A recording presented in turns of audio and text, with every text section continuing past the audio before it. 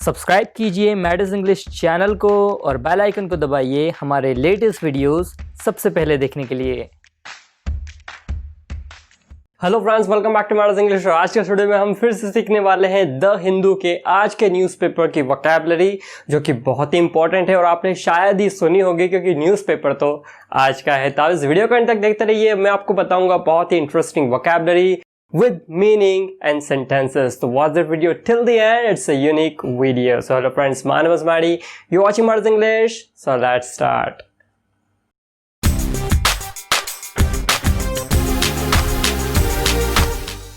आज का सबसे पहला वर्ड है स्ट्राइड। स्ट्राइड के दो मतलब है। पहला वर्ब जिसका मतलब होता है लंबे कदम भरना, दूसरा नाउन जिसका मतलब होता है एक लंबा कदम। मतलब अगर आप लंबा कदम चलते हैं उस सेंस में हम स्ट्राइड का यूज करते हैं। उसने कुछ लंबे कदम भरे और खिड़की तक पहुंच गया। उसने कुछ लंबे कदम भरे और खिड़की तक पहुंच गया। He strode up to the window. He strode up to the window मतलब कि उसने कुछ लंबे कदम भरे और खिड़की तक पहुंच गया। उसने लंबे कदम नहीं भरे इसलिए वह हार गई। उसने लंबे कदम नहीं भरे इसलिए वह हार गई। She didn't get into her stride, that's why she lost. She didn't get into her stride, that's why she lost मतलब कि उसने लंबे कदम नहीं भरे इसलिए वह हार गई।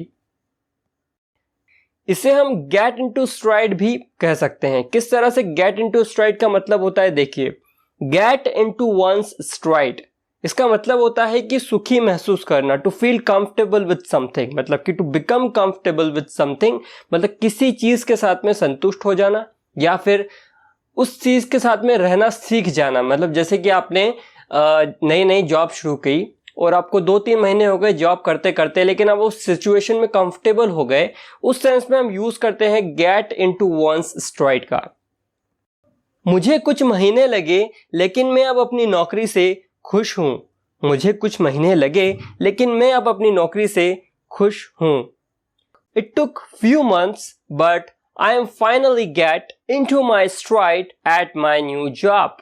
It took few months but I am finally get into my stride at my new job मतलब कि मुझे कुछ महीने लगे लेकिन मैं अब अपनी जॉब से संतुष्ट हूं, मुझे काम करने में अच्छा लग रहा है। उस सेंस में हम यूज करते हैं get into one's stride का। अगला वर्ड है फ्लाउंडर। फ्लाउंडर के वैसे तो बहुत सारे मीनिंग है, लेकिन मैं आपको कुछ इसके मेन मीनिंग बता देता हूं जो कि बहुत ज्यादा यूज में आते हैं।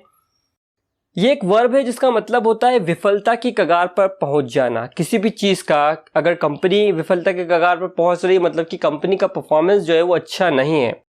इसी तरह से कठिनाई से चल पाना मतलब कि अगर आप पानी में हो या दलदल में हो तो आप बहुत ज्यादा कठिनाई महसूस करते हैं चलने में, उस सेंस में हम फ्लाउंडर का यूज करते हैं।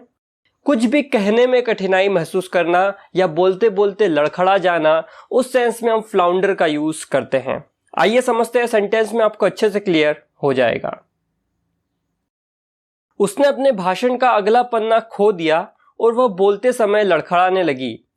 उसने अपने भाषण का अगला पन्ना खो दिया और वह बोलते समय लड़खड़ाने लगी। जैसे कि अगर आपने एक स्क्रिप्ट तैयार की हुई है, उस स्क्रिप्ट को देख कर आप कुछ बोलते हैं और अगर एक पन्ना गायब हो जाए तो आप बिल्कुल लड़खड़ा से जाते हैं कि क्या बोलना है आगे। उस सेंस में हम फ्लाउंडर का यूज करते हैं। She lost the next page of her speech and started floundering. She lost the next page of her speech and started floundering मतलब कि उसने अपने भाषण का अगला पन्ना खो दिया और वह बोलते समय लड़खड़ाने लगी। उस सेंस में हमें यूज करना है फ्लाउंडर का। जब से वह सीईओ बना है कंपनी विफलता की कगार पर जा रही है। जब से वह सीईओ बना है कंपनी विफलता की कगार पर जा रही है। Ever since he has become a CEO, the company is floundering. Ever since he has become a CEO, the company is floundering मतलब कि जब से वो CEO बना है कंपनी जो है वो विफलता की कगार पर जा रही है। इस सेंस में हम यूज करते हैं फ्लाउंडर का। आइए समझते हैं एक और सेंटेंस। वह दलदल से नहीं निकल पा रहा है। वह दलदल से नहीं निकल पा रहा है, मतलब कि यहाँ पर उसे बहुत ही ज्यादा कठिनाई हो रही है निकलने में। इस तरह हमें यूज करना है फ्लाउंडर का। He is floundering in the mire. He is floundering in the mire. मतलब कि वो निकल नहीं पा रहा है उस दलदल से। उस सेंस में हमें यूज करना है फ्लाउंडर का। तो इस तरह से हमें यूज करना है फ्लाउंडर का। बहुत ही इंपॉर्टेंट वर्ड है, आप इतनी तरह से इसे यूज कर सकते हैं और भी सेंटेंसेस आप इसके बना सकते हैं। अगला वर्ड है डीथ्रोन। डीथ्रोन का मतलब होता है गद्दी से उतार देना या फिर किसी को बुरी तरह हरा देना। उस सेंस में हम डीथ्रोन का यूज करते हैं। जैसे Real Madrid dethroned Barcelona. Real Madrid dethroned Barcelona मतलब कि यहां पर उन्होंने बार्सिलोना को बुरी तरह से हरा दिया। मतलब रियल मैड्रिड ने बार्सिलोना को बुरी तरह हरा दिया। उस सेंस में हमें यूज करना है डीथ्रोन का। अगर आप शतरंज के दीवाने हैं, if you are aficionado of chess, this is the sentence for you. The world champion Vishy Anand was dethroned by Magnus Carlsen.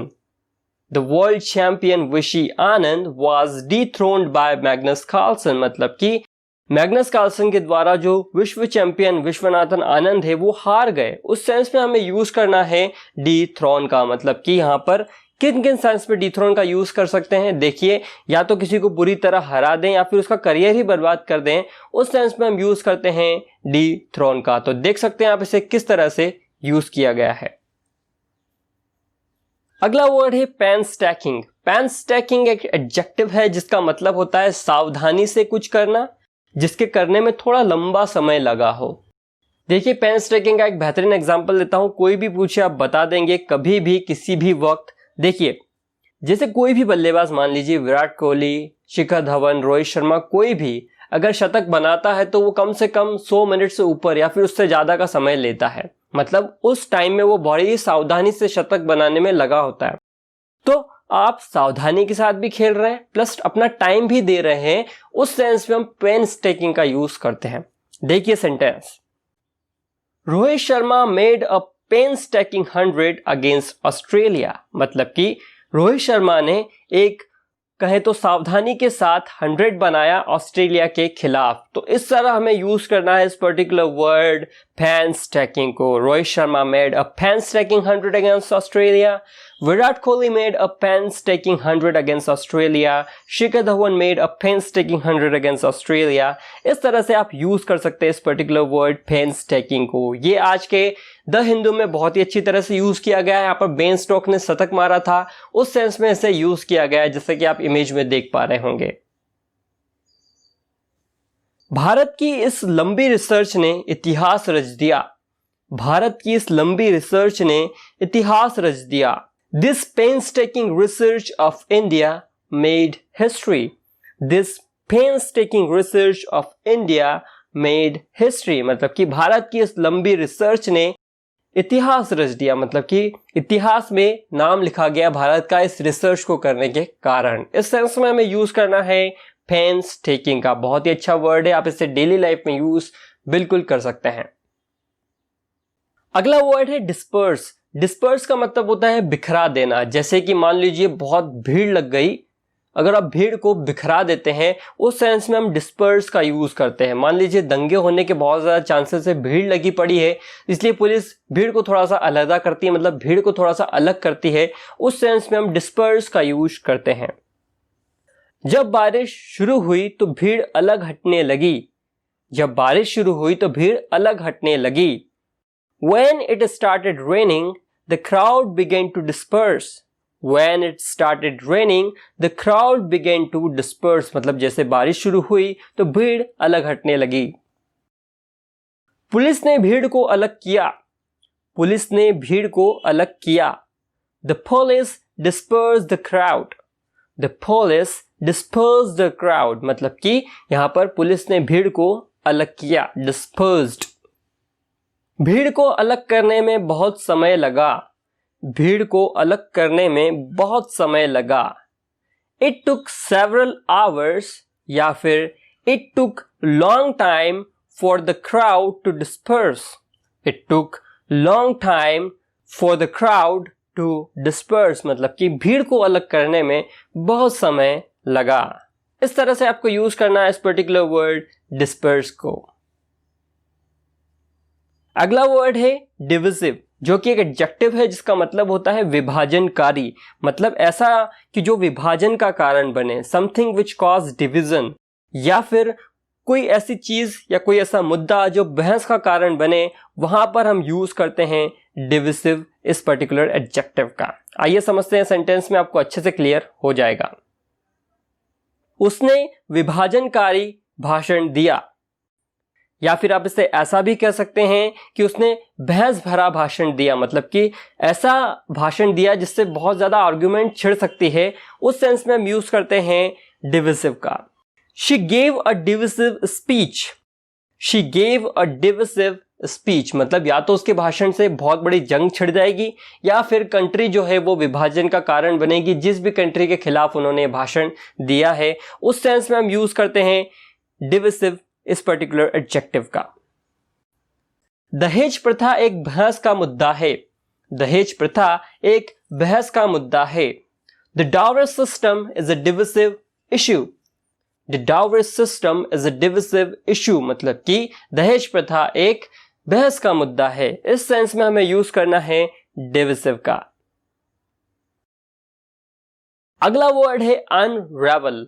अनरेवल का मतलब होता है गुत्थी सुलझाना। किसी भी, मान लीजिए बहुत बड़ी प्रॉब्लम हो गई या फिर कुछ ऐसा मुद्दा है, बहुत बड़ा केस है, केस स्टडी जब आप करते हैं तो बहुत टाइम लगता है किसी भी केस की गुत्थी सुलझाने में।